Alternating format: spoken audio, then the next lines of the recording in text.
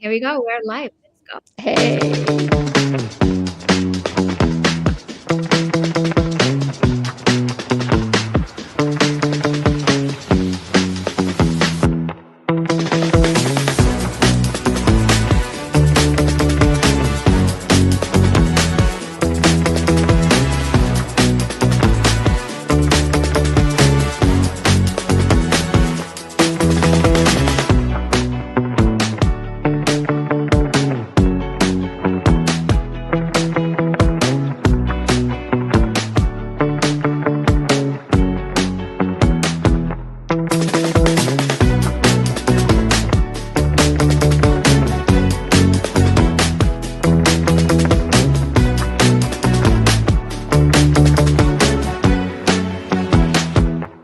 Here we go. Welcome everyone to a new episode of our leadership series. I am so honored and happy to have with me Julia Middleton, an incredible star, a TEDx speaker, bestseller author. You're the founder of Women Emerging. You're just an impressive woman, and I'm so honored and happy to have you. Well, I've just seen a roundup of the women you've been speaking to, so I'm honored to be with you. Oh my God. And this is the last episode. We're wrapping up the season with this episode and tomorrow. So you given us the honor to close the 2025 season of leadership. What a year. What a year. What a year. A year. Yes. How did the year treat you? Tell me. What major shift did you observe happening in leaders and women leadership? Tell us. Well, in leadership, it's a pretty miserable story. Though, I think sometimes it's important with leadership not just to look at the people at the top, because on the whole, we haven't got great people at the top at the moment. But one down from the top, which is where I prefer to be anyhow, we've got some amazing people. We've got some amazing people doing amazing things and doing really good leadership. I don't think the top is terribly inspiring in 2025, though. Okay, but let's focus on the female leadership. Oh, I meant the female leadership as well. Oh, really? But you're absolutely. at the top, and I think you're incredible. You bring that energy, you bring that happiness and joy of life. Yeah, but don't put me at the top. It's terrifying being at the top. There's nowhere to go from the top, rather than right off the pedestal. But thank you, whatever you said. But you know what I think about leadership is it's almost a mountain with no peak. So we are always in a continuous ascension. That is true. And when we see leadership this way, then why does it have to be scary if we are all in ascension? So we're a team, right? Rising up. Well, I love the fact that you use the word leadership because, when Women Emerging started, I was absolutely fascinated how many women said, I'm not a leader. I'm not a leader. Women who patently, obviously were leaders. Really? I'm not a leader. I'm not a leader. And it took me a long time to realize that the answer was, okay, so you're not a leader, but you are leading, aren't you? And the verb resonates with women because it's something we do. And most of us have been doing it since we were 12, or earlier. But leader, the position with the sort of pips on the shoulders and the big stilettos on the shoes, the role is not something I think that women associate with. And so as soon as you start talking about leading rather than leader, I think you're in a much better place. I love this so much, and it's spot on. We have women joining us. Here is Alison, not too far from you. Where are you connecting now from in UK? I'm from a railway station called Reading. Where is the railway station? Just west of London. Okay. I was on a train that was 3 hours late, so I jumped off it quickly to do this call. That's incredible. In this season has been so much fun. We connected with an Oxford professor from his boat sailing. We connected with an elected mayor from a train, and we're connecting with you from a railway station. So it's just incredible.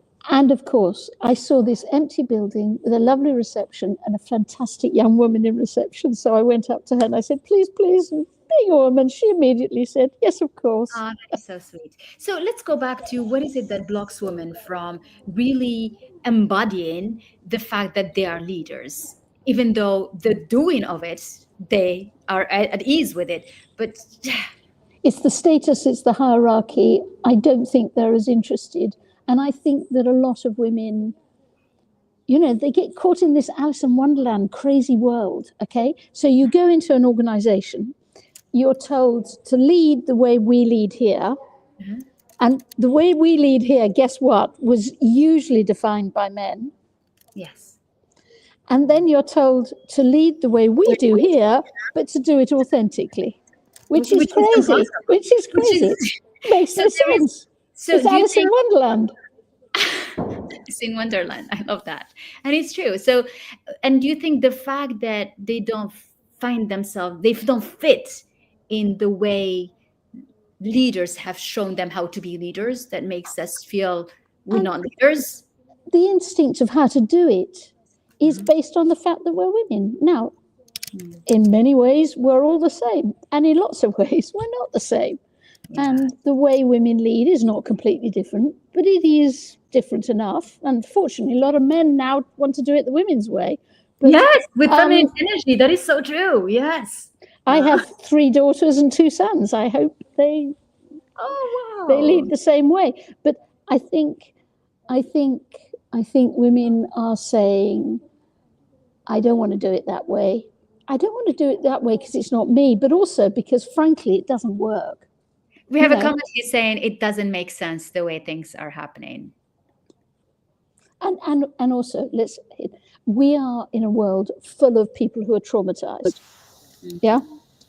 And leading in a really traumatized world, I think, needs some skills that not all women have, but a lot of women have. One of the things that's resonated the strongest of many things, apart from that point about leader and leadership, is when we talk a lot about, what in your essence influences how you lead. And one of the things that definitely influences us as women is our motherness. Now, I call it motherness, and we made up that word. Yeah, because that's the first time I hear this. Mothering, mother. Never. Motherness has got nothing to do with birthing a child. Okay. At the time of the first expedition that we did, I was mothering my own mother in the last years of her life. I've mothered colleagues, friends. Motherness is something that's very, very different. And I think that's at the heart of how we lead. And most of us are pretty sick of being told, oh, don't bring that mothering to work, on the basis that it's sort of being nice and sweet and kind and loving and nurturing.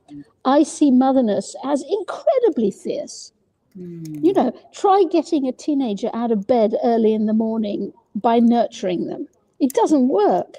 You get a teenager out of bed in the morning by being really fierce and saying, get out, get up. Motherness in our essence makes us nurturing, makes us inspiring, makes us control our ego. It makes us innovative, because whatever worked with the baby yesterday won't work with the baby tomorrow. It's survival. Yes. It makes us organized, and it makes us very fierce. We demand things. Which is the masculine energy, the masculine paradigm. It's like, we're like. But we are fierce. We are fierce. A lot of women are, and it's motherness that makes us fierce. It does. That's incredible. So I think it's reframing so many. It's like in the, for years when I was on a panel about leadership, and they said to me, oh, what's the more emotional side of leading? And I would say, in those days, actually, I would say, I would be a bit confused and figure. Now I say, oh, I'm so sorry. Can't you do emotion? Can I help you? Because if you can't do emotion in a traumatized world, I don't think you can lead anybody. So how can we get them back into their authentic selves? I think, we all have our part to play. You're playing a part in that. I'm playing a part in that. I'm trying to get as many women to do what we called expeditions. So tell us about expedition. We don't understand. So I want really to understand that. What do you do?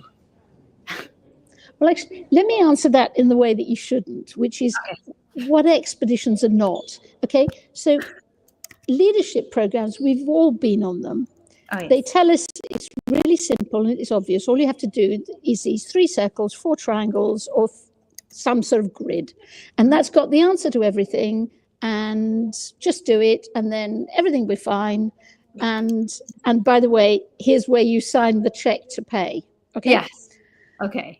Now, I think leading is much more individual than that. You have to find your own way to do it based on who you are. So, for example, if there's been lots of trauma in your past, that will influence how you trust people. And that means it'll influence how you lead. So you need to understand that. If motherness is in your essence, you need to understand that, because too much mothering and you begin to smother everybody. You know, I have had colleagues who've said, back off, Julia, back off, back off. You know, I don't need this much. So, you know, understanding the bits of us that influence how we lead and building on the strong. And so the expedition is for women who are curious. They don't want to have a ready-made answer.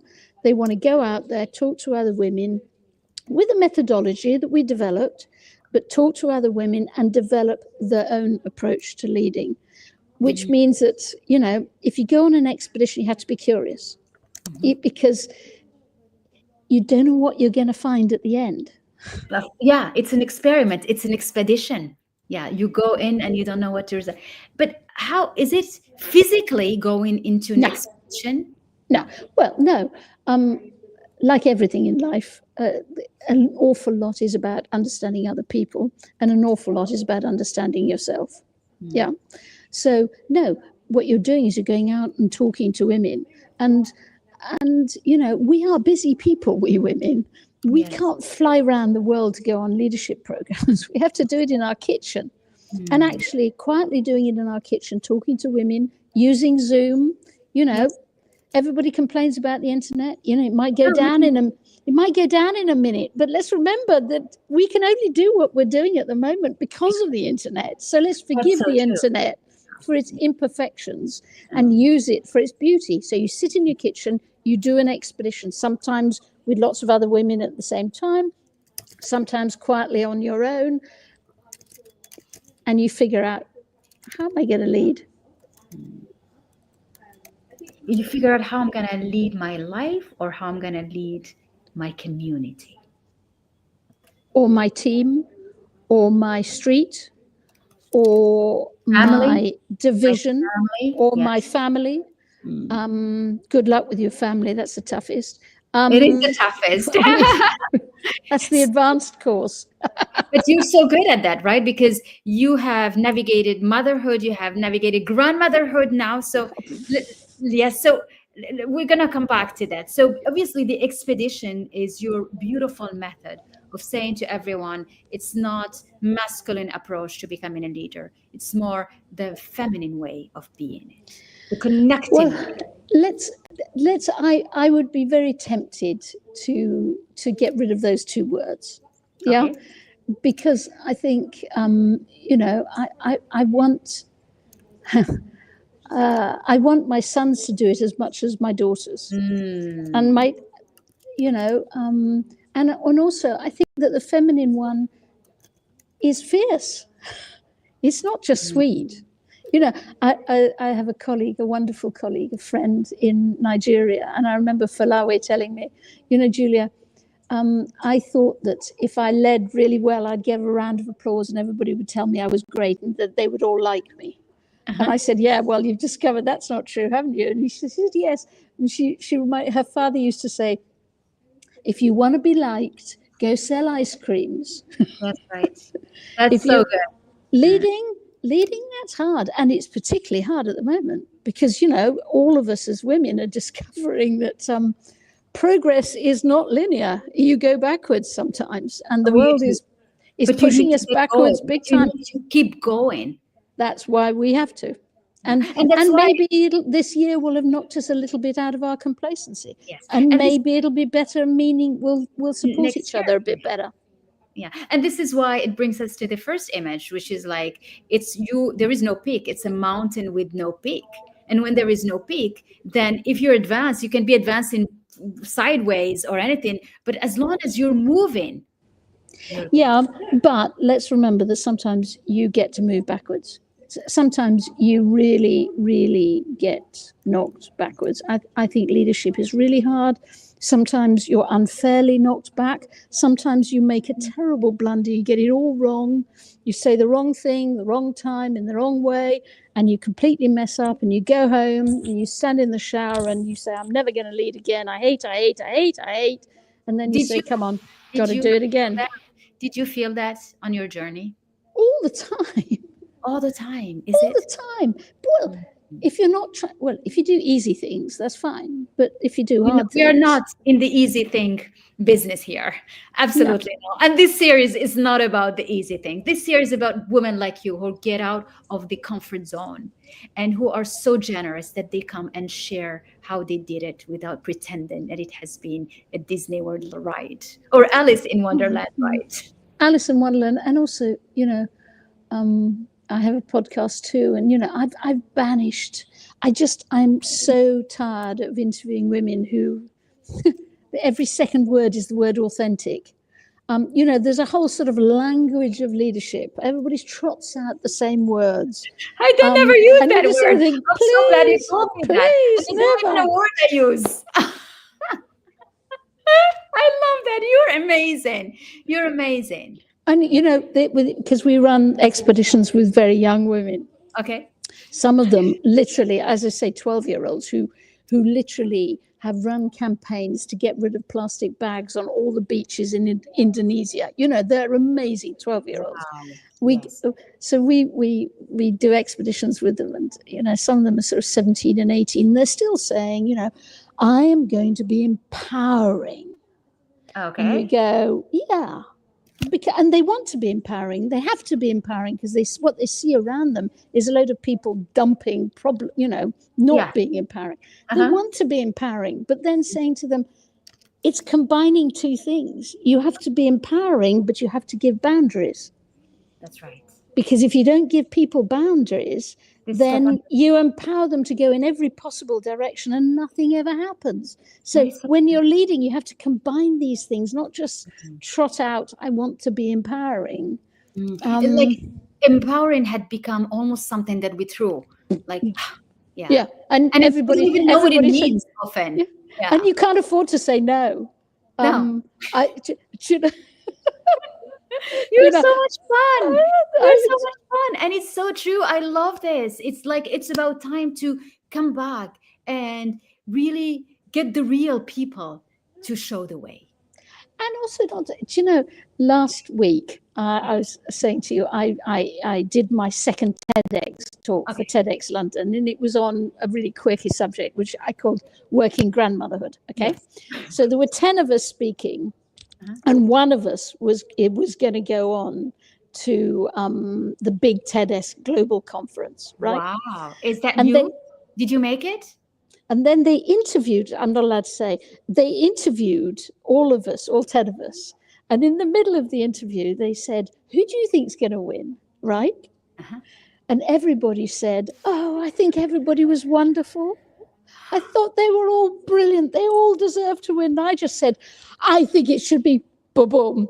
And they said, why? And I said, I told them why. They said,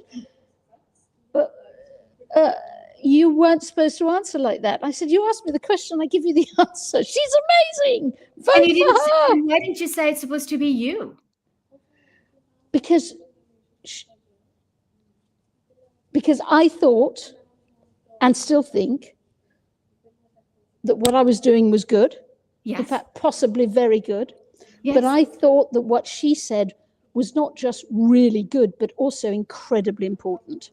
Okay. But grandmotherhood is incredibly important. Of course it is. But hey, we can't all win in life. But I genuinely thought this other person was saying something that was an absolute revelation to me, and it was fascinating. Yes. And so, yeah.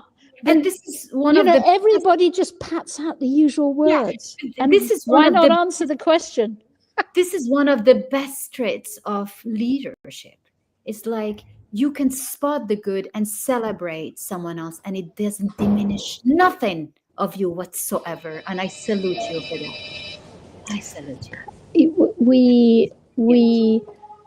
we have to take more joy in this. We have to When people celebrate wants to other see your people. show, the TEDx show, how can we get the TEDx It'll show? be out, I think, sort of beginning of end of Q1 2026. It'll be out then. Okay, wonderful. All right. So wonderful. Thank you.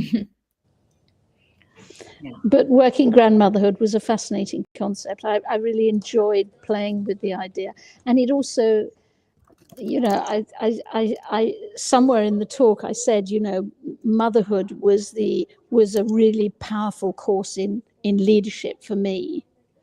Taught me a lot about leadership. Motherhood did, but as I said, grandmotherhood taught me. It gave me the advanced course in leadership and followership combined. Because if you 1 minute you're making a big decision about a board, and the next minute you're doing what you're told by your daughter-in-law. Yeah. And Oh, wow. you Oh my know, God. I didn't even see it in that direction. What? absolutely. And if you start throwing your weight around with your daughter-in-law, you just get cut. That's why you said it's hard to be navigating this inside a You've got to family. do both. Oh. But that's also leadership. Leaders can be a leader and can also be led in one Be led. aspect that they And they can choose to be. actively follow people. Yes, And absolutely. Intentionally and back actively. actively, intentionally, and can say, "Hey, listen, you're the person, you're the better one at this. You lead, I'll follow." And that's what you just said when they ask you the question, who's the best one to Absolutely. go? And you're like, she can be her. And if you get older, I think that's what I think you really have to understand. That as you get older, your job is to give your power to other people, and then watch their backs as they begin to use it. To give your power. Your power. It's time. You hand on your power. That doesn't, hopefully I have quite a lot of power. I've certainly got a lot of energy. That's one of the things. Kind of spread it over to them. You give it to other people and you say, go and do something amazing. I'll help if you need me. Yes. And I'll cover your back. I'll watch what I think's happening. But we go for it. I love that, because we often say you have them borrow some of your courage and power, but you just said you give it because you have a source of it. Doesn't ever stop. No, at the beginning of the first Women Emerging expedition, we started, and there were 24 women on it, and about half of them, it was a very difficult thing to lead, I have to say. Half of them wanted to start by having the definition of the word leadership. And my heart sank. I thought, oh no, we're going to waste 3 months trying to find a definition of the word leadership. Save me, I can't bear this. Anyhow, I knew they needed something, so we did something relatively quickly. But the more you went on through the expedition, the more I became really, really, really, really, really clear that the definition of leadership is to generate energy. Yes. In yourself, in the people around you, and in the air around you. And then this physicist said to me a few months ago, Julie, you're crazy. It's not about generating energy, it's about releasing energy. And the answer is, it is both, because there are times when you've got to lead from the front, you've got to generate the energy, you've got to show people we can all be brave, and you've got to tell them where we're going. And you've really got to lead from the front. But a lot of the time, you're leading from the middle, the back, the sides.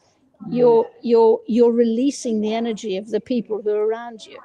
Yes, and you release it in anywhere. It doesn't have to be in the front, in the back, in anything. It's just like it's all around. We have an interesting comment, and I want to put it up because I want to honor the person who's saying this, that female leadership without being a mother or a grandmother. Do you have a word to say about that? Yeah, that's why I called it motherness. Yes, so thank you motherness. For the comments. Yeah, I yeah. appreciate that. Because so I think you can do it. You can do it in lots of different contexts. You mother your nieces, your nephews, your own parents. I think motherness is more than just birthing children. That's why we chose another word for it. Because no, I completely agree with you. but the characteristics of doing motherness, whether it's to your nieces and nephews or neighbors or to your own children, in many ways it's sort of the same stuff. It is the same things because it's the same connection, the same relation. I think so. I think so too. And thank you for this precision because we want to speak a language that speaks to all, right? Absolutely. And to honor everybody, because And to you honor. know Yes. doing motherness to people who irritate the hell out of you is quite difficult. And people who do that day in, day out, whether they're your neighbors or your children, or in my case, as I say, my mother, I was mothering my mother for 10, 15 years. It was exhausting. But you did it so well, and it's your. You don't know. I hope I did it to the best of my ability. I'm not sure I always did it well. It's you never get Well, anything to right. me, it's the best of your ability. It's whatever you can, the best side of you that you can give. And as long as you do that, you're at ease with yourself, and that's what matters. Really. I think, pretending that you are something that you're not is pretty exhausting. Exactly. Absolutely. And we're not in the game of pretend anymore. The whole thing of fake it till you make it or pretending is just fake it till you make it. Hey, hang on. There are moments when you have to fake it till you make it. Okay. So there are moments where you are going to have to be really brave and you do not feel brave at all. You're absolutely terrified. And the truth is, the last thing the people in your team need to know is how frightened you are.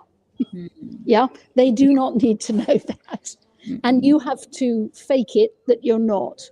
So there are moments when you've got to do the theatre of leading, not be particularly authentic. Because if I sit down and say, look, I am totally terrified about what we've got to do next. We've got no choice. We've got to do it, but it absolutely terrifies me. I don't think I make it easier for anybody else. If I sit down and say, this is not going to be easy, it's going to call on all of us to give of our best, and underneath I'm terrified. yes. So there are moments when you have to fake courage and you have to fake all kinds of different things, but generally fake it till you make it. It's sort of adopting other people's ways rather than being yourself. Yes, exactly. So we come into the end of this episode, and I'm loving this conversation. It's so much fun to be with you. You took us on an expedition by being. I'm feeling the same way. I'm Really? feeling the same way about you. Thank you. And I want to really ask you the same question I ask all of my guests, which is your own understanding and definition of leaders. And it brings us back up to our this start of the conversation, how women don't like to see themselves as leaders. So what is your definition and how you see it? If you had to definition of leadership. Leader. I think being leader is genuinely, it's about generating energy. It's you have to generate that. Think if you're in a room and the person who's leading walks in and they suck the energy out of the room. Think how you feel. We don't like him. It's like, just get out, leave. Hold that for a moment. Now think you're in a room and somebody walks in who's leading you, who generates energy. You want more of it.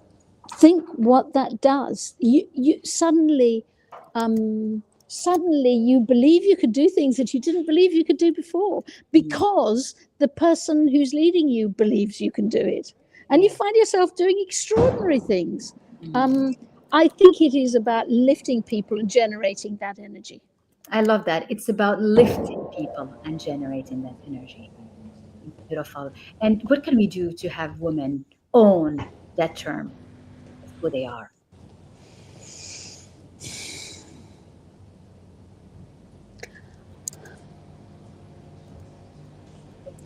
I think that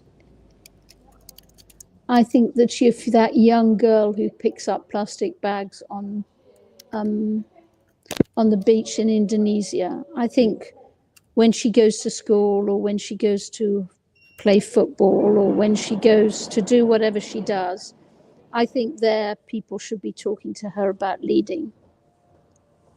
And I think we need to talk to lots more young girls about leading, not being a leader, but leading.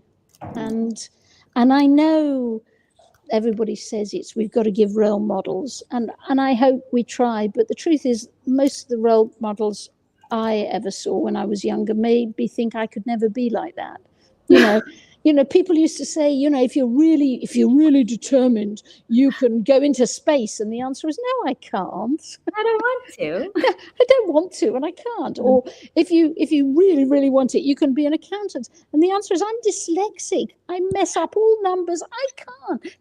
So actually role models are helpful, but there's a limit to what a role model can do, because sometimes it just makes you think, I can't do that. That's not me. So what is me? And I think it's about helping young women to recognize that, yes, when you were picking up those bottles or plastic on that beach in Indonesia and persuading 10 other girls to do it with you, that was leading. That was leading. Now let's talk it through. How could you have done it even better? Yes, I love that. And I love the way you say it. And this is the way I speak to my daughters today. It's like, even the little one, she's an eco delegate of her classroom. I'm like, yes, you're a leader. You tell them how you do it. You're a leader. And she looks at me like this, but that's okay. I'm just putting the seed in her mind to become something. Tell her she's leading, not that she's a leader. She might even say, Mum, I am. Yes, I love that. Well, thank you so much. This has been fun. We had so many beautiful comments. Grateful for the conversation.